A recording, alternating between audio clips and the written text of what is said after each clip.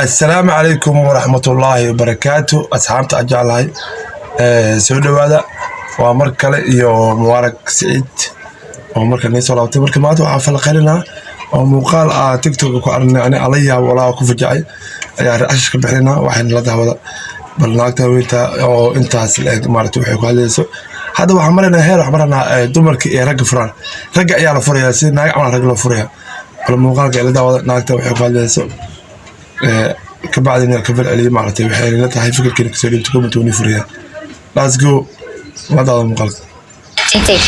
سببتاس نمبر 1 waxaa ninka ku furay ima qancinaynin number 1 waxaa ninka ku furay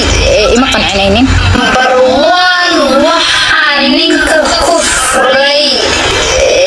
ima qancinaynin number 2 wuxuu ahaa qof romantic ma aha waxba ma garanayo number 3 xataa dhunkashada afka sida dadka loo shumeeyo ma garanayo soo hadduu garanayo kaasoo garan because I don't like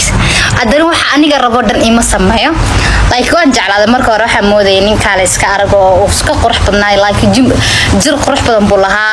wuxuu lahaa like wallahi bani ma sheega am serious zaid oo qurux boqolkiiba boqol ninkay uu qurux badnaa laakiin mushkiladda waxay tahay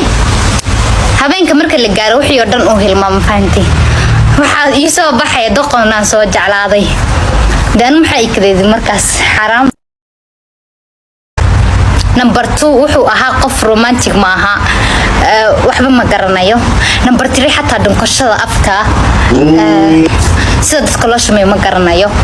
soo hadduu garanayo kaasoo garan because I don't like adana waxa aniga rabo dhan ima sameeyo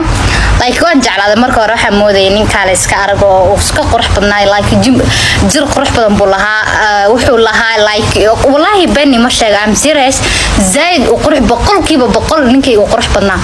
laakiin mushkiladda waxay tahay habeenka marka la gaaro wixii oo dhan uu hilmaamo fahanti waxa ii soo baxay doqonaan soo jeclaaday dan maxay kadeedin markaas xaraam